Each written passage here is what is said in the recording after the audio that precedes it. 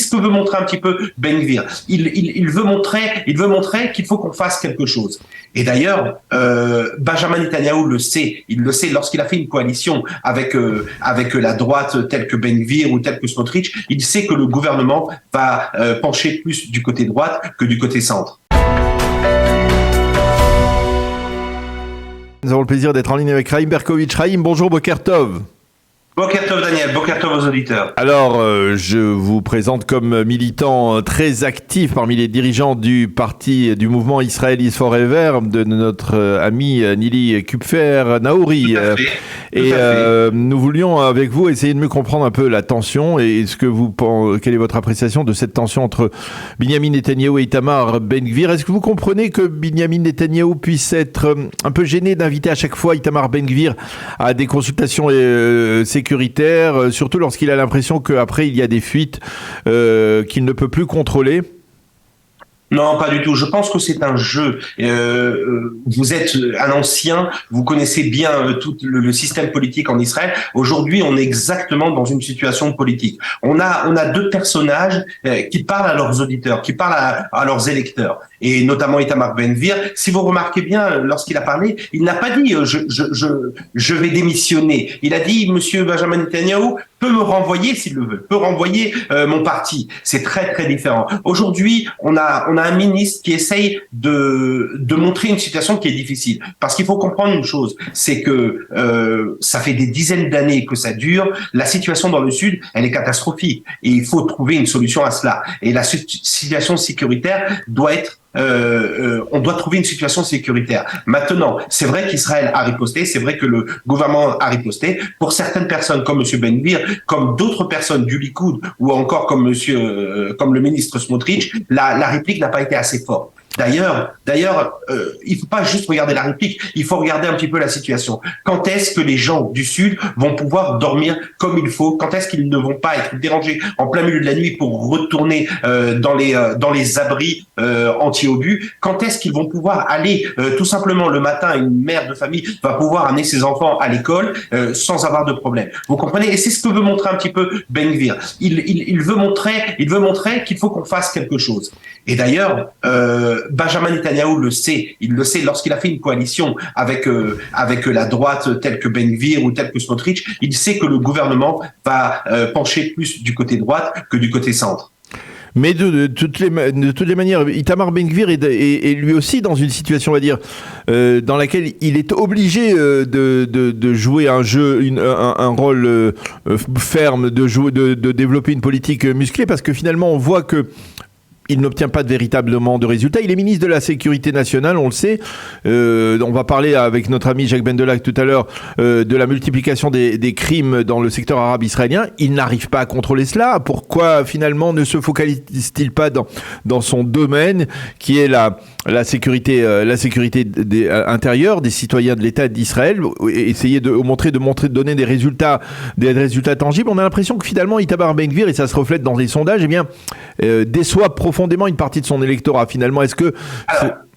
Je vais vous dire, Daniel, on ne peut pas dire d'une personne qu'elle n'a pas réussi après 4 mois et demi que le gouvernement est en place. Si on veut dire qu'on peut faire des choses dans les 2-3 premiers mois, dans les 4 mois, lorsqu'on a un gouvernement, c'est juste pour faire des titres par rapport à la presse et montrer, vous voyez, on a fait ça, etc. Moi, je pense qu'il faut lui laisser le temps.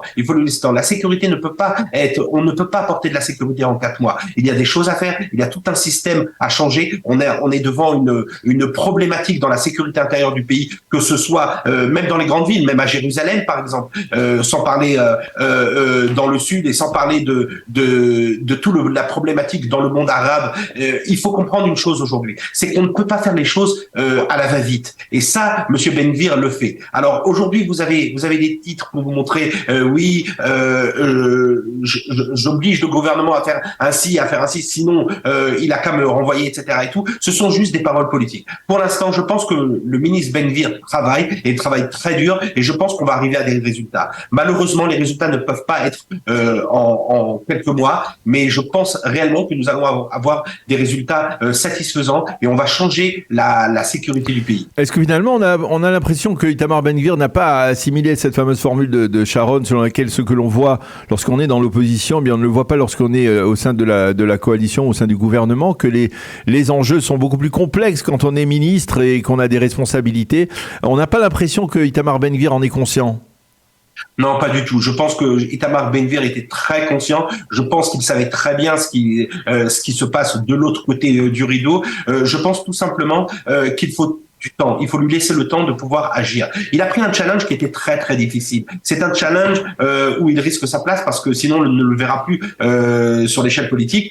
Et il le savait, il savait que c'était difficile, il savait que ce n'est pas quelque chose qu'on peut faire rapidement. On est un gouvernement qui va durer, on est un gouvernement qui n'est pas là pour rester un an et pour changer comme on a eu l'habitude. Nous avons un gouvernement qui va, je l'espère en tout cas, durer plus de 4 ans et je pense qu'on aura des résultats très satisfaisants. Alors lorsque l'on voit cette tension entre Ben-Gvir et Benyamin Netanyahou, on a l'impression que ce gouvernement il va pas tenir plus qu'une année parce que finalement ou alors finalement c'est tout cela, ce n'est rien qu'un jeu et que finalement Itamar Ben-Gvir, Benyamin Netanyahou a peut-être raison de mettre la pression sur Itamar Ben-Gvir parce que finalement il sait qu'il ne quittera pas cette fonction de ministre qu'il a, sinon il se retrouvera dans un désert politique.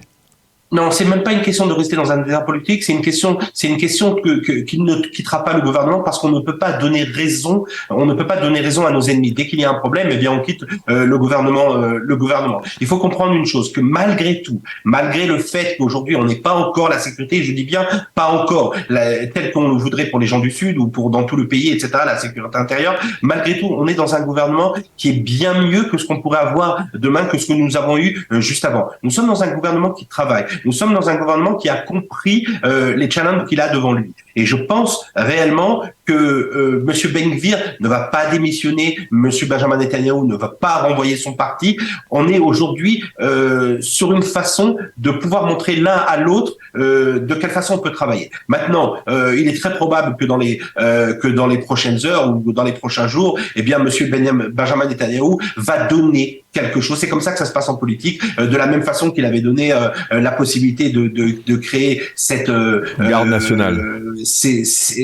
La garde nationale. Ce service de volontaires que voulait Monsieur Ben-Gvir. Je pense que Monsieur Ben-Gvir va obtenir quelque chose de Monsieur Benjamin Netanyahou pour la sécurité intérieure. Comment vous expliquez finalement, parce qu'on les voit, les sondages, ils ne sont pas bons pour le Likoud, mais ils ne sont pas bons aussi pour le bloc sioniste religieux, Itamar Ben-Gvir, Force juive.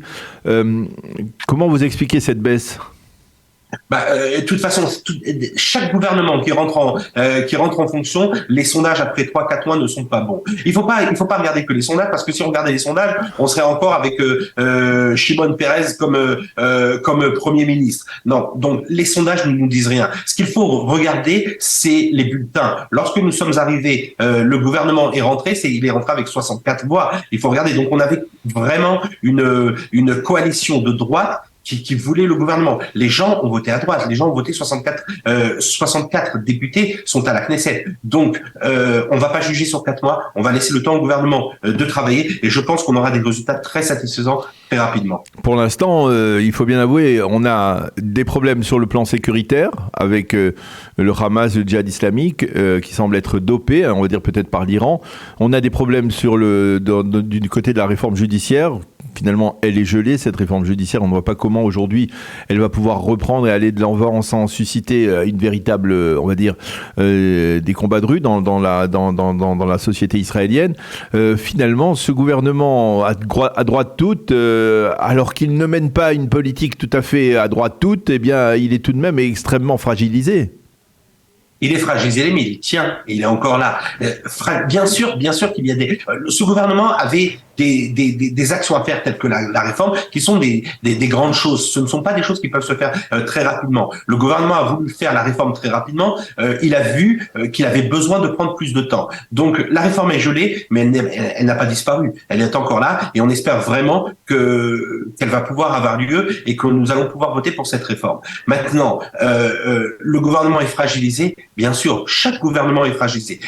on a aussi un autre problème, et vous en avez peut-être pas parlé. On parle du coût de la vie en Israël. Le coût de la vie est très très important. Il faut arriver à une situation où les gens peuvent vivre convenablement. Lorsqu'ils ont 2 salaires aujourd'hui, ils ont du mal à vivre. Eh bien, tout ça, ce sont des choses que le gouvernement a pris sur lui de faire. Je pense que Daniel, qu'on se retrouve dans quelques temps, et vous allez voir les résultats que le gouvernement va nous donner. Vous ne pensez pas que des partis comme Force Juive, c'est un peu comme le parti Meretz à gauche, à l'extrême gauche, on va dire, sont des partis... Ne comparez pas avec Meretz. Non, mais je vais vous dire pourquoi je le compare, parce que ce sont des partis qui sont d'essence d'opposition. C'est-à-dire ils sont très puissants lorsqu'ils sont dans l'opposition, mais lorsqu'ils arrivent, ils sont confrontés à la réalité, aux responsabilités, aux postes de ministère, eh bien ils sont dans la difficulté, ils n'arrivent pas à concrétiser.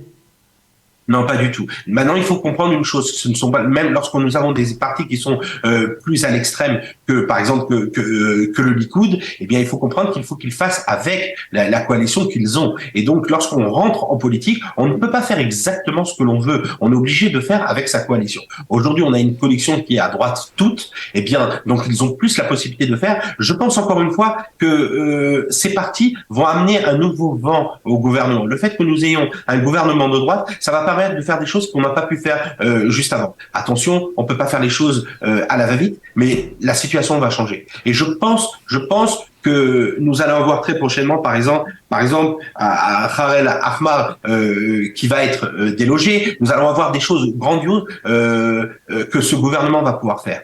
Vous semblez très optimiste parce que finalement, Khan el-Ahmar, ça fait plusieurs années que Benyamin Netanyahu ne veut pas le déplacer, qu'il sait que pour des raisons que l'on connaît, parce qu'il y a une opposition farouche de la part des Américains, une opposition farouche de la part de l'Union européenne, il sait que ça risque d'embraser la région et donc il évite de le faire.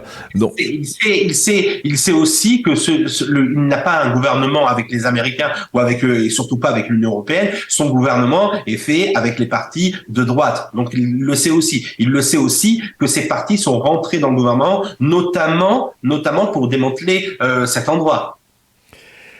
Alors, eh bien, donc vous restez malgré tout optimiste, alors que de facto, ce que l'on voit pour l'instant du gouvernement, c'est pas particulièrement très enthousiasmant et pas particulièrement très rassurant. Mais en tout cas, vous semblez être optimiste, Chaim Berkovitch. Merci beaucoup d'avoir été avec nous ce matin, d'avoir accepté de répondre à nos questions sur Radio Kalita. Passez une agréable journée. À bientôt. Merci beaucoup. Au revoir, Daniel. Au revoir.